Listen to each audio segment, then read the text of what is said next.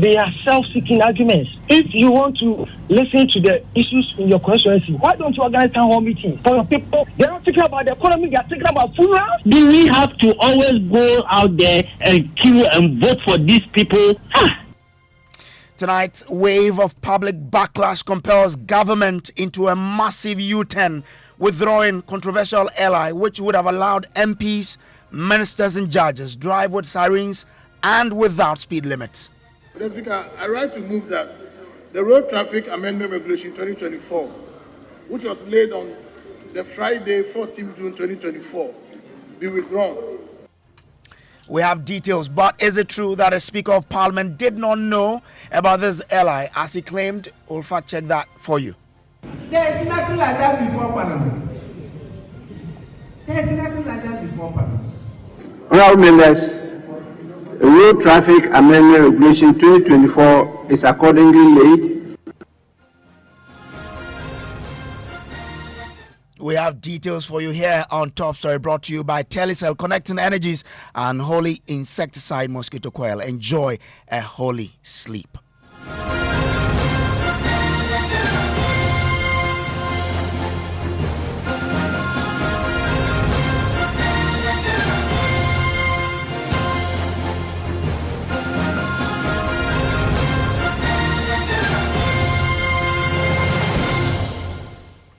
Well, tonight, government has been forced into a massive U-turn following a wave of public backlash against controversial ally, which would have allowed MPs, ministers and judges drive with sirens and also without speed limit. Now, the justification offered for the ally was that these public officials should not be caught in traffic in the performance of their official duties. But a section of the public rejected the regulation as self-seeking. Listen to some of the people who spoke against the move on the Super Morning Show today. You know, what if they are going for funeral? Is that what they're going to use the sirens for? Now, I'll print you a situation that I faced last year. I was called to attend to an emergency at a certain hospital, and honestly, I jammed traffic. And I was stopped by the police, and I explained to him, and he was gracious enough to allow me to go through. I was ready to pay the consequences, or if I have to be taken to court, but I needed to attend. All the arguments that you made, they are self-seeking arguments. If you want to listen to the issues in your constituency, why don't you organize town hall meetings for your people to come and share their opinion? Those funerals that they say they attend, is whose funeral? You know, their personal friends' funeral. That is why our MPs are behaving like this. They have taken us for a ride for so long. I mean, look at the things they're taking us through. Look at what is happening in the economy. They're not thinking about the economy, they're thinking about funerals. What the transport minister wants to do. They tell us that they represent their constituents, our interests. We are buying high cost of petrol. We are buying high cost of electricity and the rest. This is affecting the constituents directly, and nobody is doing anything about it. With their interest, they want us to, they want to go to Parliament and pass a law that will allow them to have their comfort. So my question is, do we have to always go out there and queue and vote for these people to satisfy their self-aggrandizement? I don't know what country, what kind of Ghana are we in? So those were some of the reactions that you shared with the Super Morning Show team today. Now, that move pushed government to act. And we can now listen to the Minister for Local Government, Martin Ejay-Mensah-Kosa, withdrawing the LI on behalf of the Transport Minister. Mr. Speaker, I write to move that the Road Traffic Amendment Regulation 2024, which was laid on the Friday, 14 June 2024, be withdrawn. Mr. Speaker, this has become necessary based on extensive engagement with leadership. It is so withdrawn, Mr. Speaker. Regulation 2024 is hereby withdrawn. Now, the minority who had put out a statement asking the government to withdraw the LI is asking for more. They are not just stopping at that. Now, according to Minority Chief Whip Kwame Agboja, government should withdraw other unpopular regulations, including the one seeking to regulate the prices of cement, which is still yet to mature into law. I don't think you knew this is not what we decided. It was the comment. I cannot repeat the comment that was made at Conclave. So, Mr. Speaker, they have decided that an issue of national interest is not good looking on Parliament, especially government, and they have decided to withdraw it. Mr. Speaker, we have no business talking about it, but I can just remind them there are other allies that have been laid that the public is still not happy about. I will encourage them to withdraw those ones as well. Mr. Speaker, whilst the Minister of Trade is here, the ally that he laid on cement is also not, the public is not happy. We also come and withdraw yours as well. Come and withdraw the cement ally as well. Come and withdraw the cement ally as well. So that was what happened in Parliament. But let's backtrack a bit and fact check some claims that have been made by the Speaker of Parliament, Alban Bagman, on this controversy. Parliamentary Affairs correspondent Kweku Asante joins us with that. Kweku, tell us about the claim of the Speaker that he did not know about this and that nothing was before the House. So this morning, the Speaker of Parliament, Alban Bagman, was at the University of Ghana, and the public did take this opposition to him. They did ask him questions about why Parliament was seeking to enact this legislation. Mind you, this was coming from the Transport Ministry, and why exactly Parliament was allowing it to go through.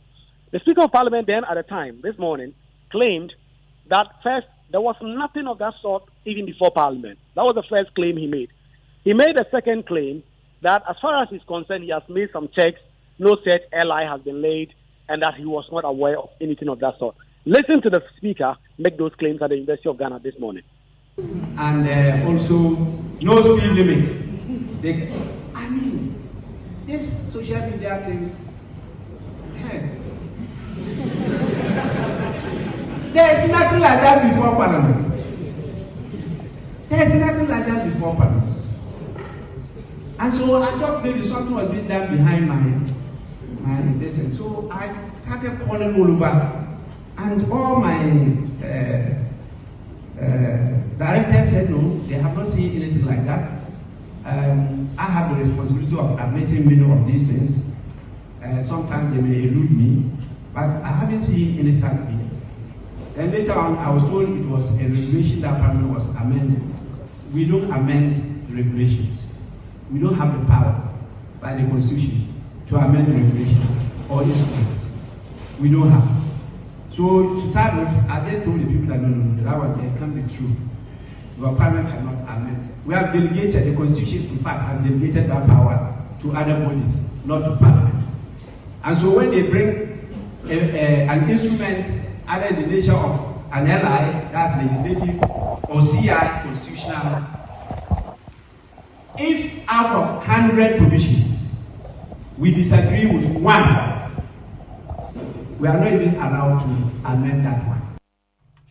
So, Kweku, the Speaker was quite categorical on this, but we fact-checked this statement by him. Is what he said true? Brace, each and every single one of the claims the Speaker of Parliament made in that excerpt that you played is false, except the constitutional provision he quoted. First, there was the ally currently before the House, and in fact, you played the minister withdrawing that ally. So that ally was indeed before Parliament, and it was laid on the 14th of June. But what makes it even more surprising is that on the 14th of June, there was Speaker of Parliament, Alban Bagman himself, who was in the chair when that ally was laid. The process leading to this ally, as we have now come to know, was that the Transport Ministry did propose an amendment to the road traffic regulations, and Parliament, through the Subsidiary Legislation Committee, chaired by NDC MP Dr. Dominic Ayine, did impress on the Transport Ministry to include some of these newly impugned provisions in that LI. And so in this new sound that you're about to hear, on the 14th of June, when this LI was laid, you will hear Governor Kwame Agboja then whistle some of the NDC opposition to it, but say that his chairman on that committee, which is Dr. Dominic Ayine, had given the clear for that LI to be laid. And then there was also Hassan Tampuli, who did lay that LI on the floor. And you will hear the Speaker of Parliament himself bang the gavel, laying that specific road traffic regulation. Listen. So the Minister for Roads, Minister for Transport is called upon to lay that instrument. Yes, please. Honourable Speaker, they were consulting and we wanted to wait for them to come. And so, please, let the magistrate, please, let's engage him. I'm just told by the chairman of the committee that the concerns they raised have been addressed, so we can lay. We just hope that it doesn't become another controversy that, we've laid it and public says who did it, we don't know about it. So, Mr. Speaker, once the chairman has confirmed that it's been addressed, we have no objection to we can lay it. Have shown me the provisions that we asked should be inserted. So, Mr. Speaker, it can be laid. Thank you very much. Thank you, Mr. Speaker. I rise on Order 64. Order what? 64. That we do not have the. Okay, we take note of it. We do not have the. I've taken note of it. I know the contents, and I know the procedure. I wish you direct the bell is rung. But that's what the standing orders say. And I'm happy you have taken note. So if you could ask them to ring the bell. So yes, the right thing will be done. Mr. Speaker. Don't detail it for me. I know it. Okay. So, Mr. Speaker, it's 1 minute. You have my word. 1 minute past 2. Yes. So please, can you present the instrument? Table office, kindly do the writing. Let the bell be rung for 10 minutes. Road Traffic Amendment Regulations 2024. Honorable members, the Road Traffic Amendment Regulation 2024 is accordingly laid and referred to the Subsidiary Legislation Committee for consideration and report to the House. The Committee on Transport could support the Committee of Subsidiary Legislation with whatever material they have in order to enrich the report that will be submitted to the House. Well, so that's the Speaker of Parliament there, where, when this LI was laid. So that's the fact checking with it, that the Speaker was aware of such an LI. But in 2021, the presidency wrote a letter warning government appointees about the abuse of sirens. In that particular letter, the presidency sought to clarify the categories of persons and/or institutions allowed by the law to use sirens. Now, head of our legal affairs desk here at Joy News, Richard Kwajonyako, joins me in studio with some details of that letter. Richard, what were the details of this particular letter? So this letter you talk about makes reference to date 5th December 2017 on the above subject, that is the abuse of the use of sirens by ministers and other government officials. So it specifies the categories of vehicles that a siren or bell may be fitted as a warning appliance, and such categories of people include a government vehicle used for the official purposes by the head of state, the second one a police vehicle, a motor vehicle used by the fire service, a motor vehicle used as an ambulance by a hospital or clinic, a motor vehicle used by other recognized government security agencies, and a bullion vehicle registered by the licensing authority. It goes further to say that any vehicle outside the above listed categories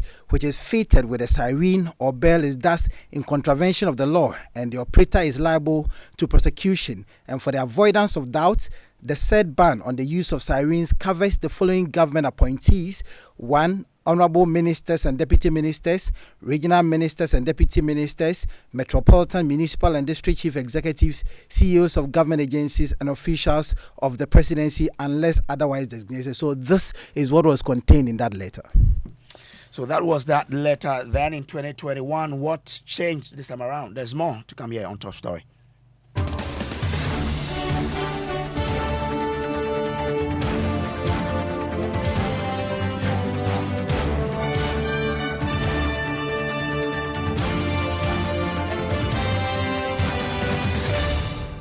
Now let's bring in Principal Research Scientist, Building and Road Research Institute of the Council for Scientific and Industrial Research, Kumasi, Dr. Williams Aka.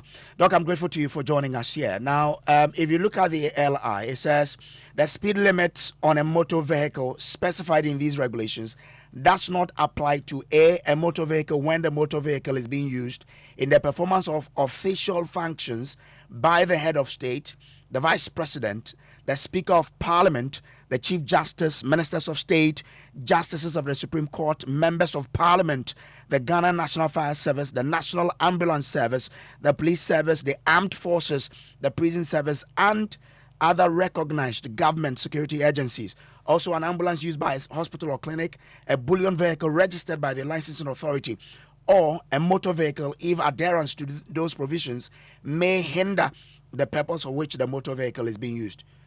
Aren't they right to say that because of the official and the key word is official functions of these officers, this LI has to go through? I disagree. Road traffic congestion, which is resulting in all this legislation, is a huge problem for the entire country. Most of the cities are now experiencing road traffic congestion, and if you are to look at the cost of this congestion, lost output resulting from delays, which all affect the economy, pollution as a result of this congestion as vehicles which travel at very low speed emit more pollutants into the environment. There's also a problem of degradation of the road infrastructure as more vehicles spend on the road. They degrade the road. There's a problem of frustration. Now you have school children waking up around 4 a.m. just to prepare before they will be able to get to school. Issues of road traffic crashes resulting as a result of this traffic congestion affect everyone. It affects nurses, it affects doctors. And so solutions to this problem should be comprehensive, should be holistic, and not to a particular group of people. So if it should be comprehensive, what kind of solution must we be exploring to deal with such a situation? So what is happening, the traffic congestion situations in our cities are not sustainable. They are not. We have so many people owning cars. The population in the cities growing. And so the vehicle population also increasing, resulting in this congestion. So many of these vehicles are private vehicles, which is occupying so much road space. But when it comes to the number of people they are carrying, they are just few. We need a comprehensive approach to solve this. And this, you can't have a city like Accra with a population of 4 million people without an efficient public transportation system. And that is what we should be thinking about, right? A bus rapid transit system, which we attempted, Ayololo, for instance, which it failed. What legislation backed that? What did the parliamentarians do in terms of incentives and subsidies to support the Ayololo system, for instance? What we need is to get so many of these vehicles off the road, which means that people will have to leave their vehicles, get into a public transport system, so that the road space will be free for the few people who will be using private vehicles to use.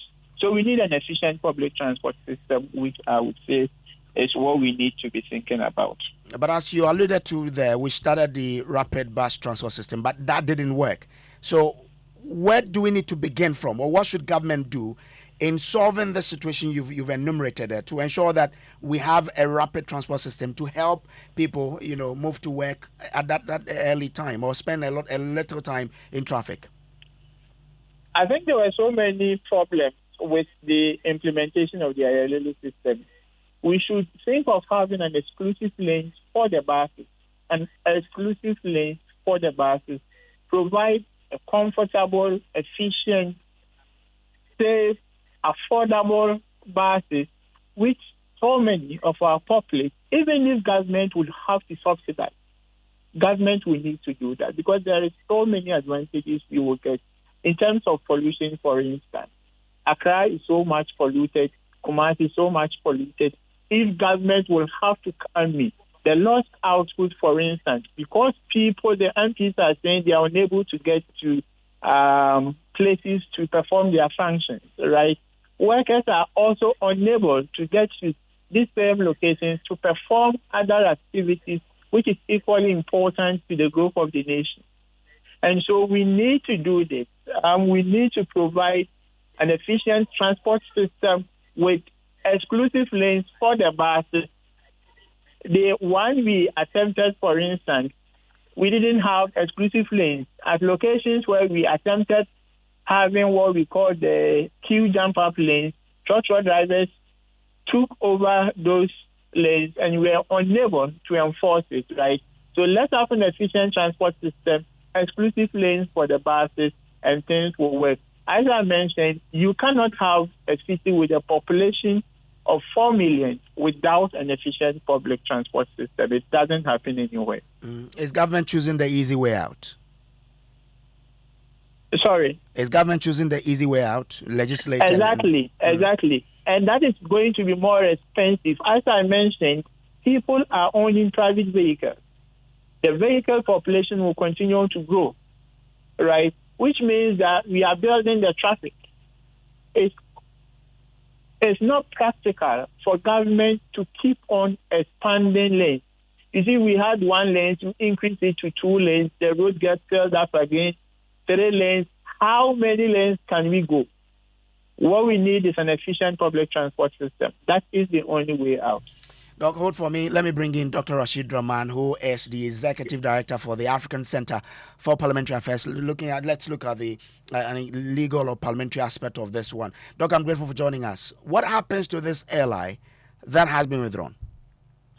Well, I don't know what has happened to it, whether it's dead or, they are going to repackage it and bring it. But it's not an instrument that is well thought of. The timing of it is bad.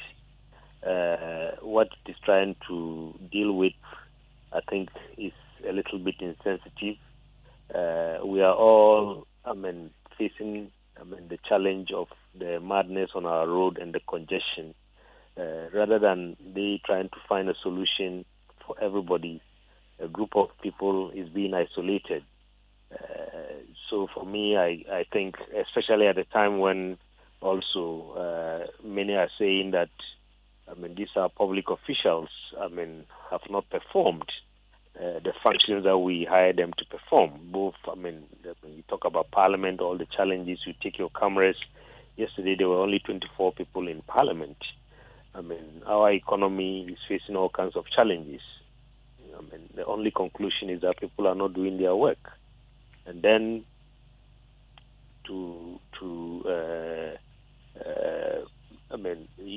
create more problems by trying to isolate a few people and leave the rest of the citizenry, engrossed in the challenges that confront us daily. I think is not smart. But since you understand the parliamentary processes, you followed it for some time. When such allies are withdrawn, what happens? Well, sometimes when they are withdrawn, they go back and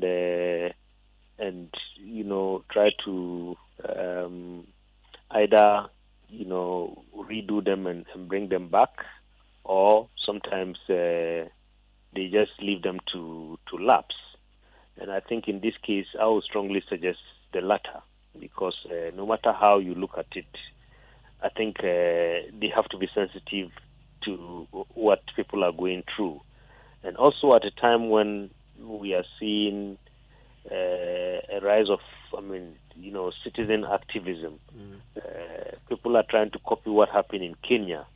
We don't want that. Our leaders and lawmakers should spare us that.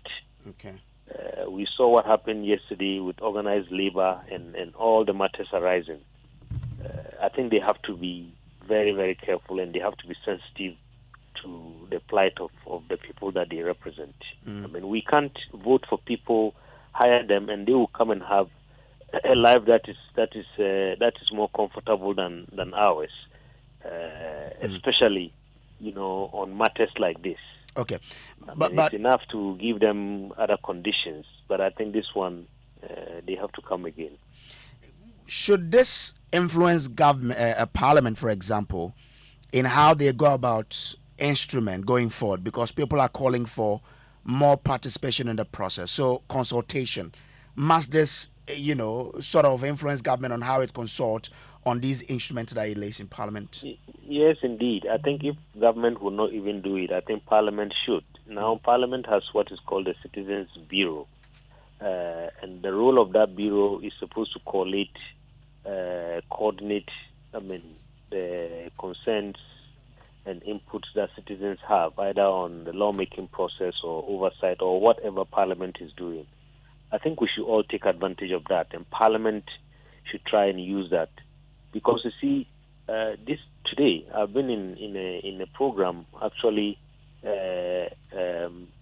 presenting a manual that our center has just developed for Parliament on how to engage citizens and the importance of citizen engagement. I mean, when all of us have a voice and we see our input in instruments like this, I think it gives a lot of legitimacy. You will not face the kind of embarrassment that Parliament is facing now if it was participatory, if there was inclusion, and if it was open to the public.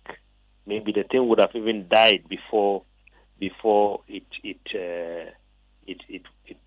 got to the stage where we have gotten to right now. If you listen to the public, it looks as though, the ambulance service is captured there. The police service is also captured there. If we do away with some of the members of the public or the officers listed here, is this a good ally to stand? For example, if you take out members of parliament and probably ministers of state? A few years ago, I don't know whether a few years, but some time ago, I think I remember either the vice president or somebody, just to cure the madness on our roads, said that they were going to enforce, the IGP is going to enforce the rule about, who can use siren. I think there are just a few categories of that was in 2021. There was even a letter from the presidency to that exactly. effect. So I would have thought that they would rather be enforcing that because, they said those things and nobody paid attention. So rather than, trying to bring more confusion in the space, they should go back and enforce that. I see the IGP on the Spintex Road. Sometimes I see him driving in traffic. If there's no emergency, we should all deal with the traffic. The emergency is ambulance. And the emergency or the exemption is president, vice president, speaker. Okay. I think that is what we see in civilized countries. Everybody else be in the queue and let's put order on the roads and let's make sure that all of us obey. I listened to the person who was speaking before me. Rather than trying to maybe take a more kind of comprehensive look at what happens to public transport, what happens to our railway system. We have a whole minister for railways. In most countries, the railway system has cured all these kind of challenges. You get out from your house, 2 minutes, you are in the train station, and you jump on the train. In some countries, it's a burden to own a car.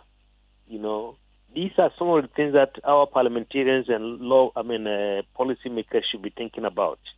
In other countries, you go, you can, there are kind of spaces that are created. You can park your car, jump on public transport. Within a few minutes, you are in the city center, you conduct your business, go back and pick your car and go. In other countries, they impose congestion fees.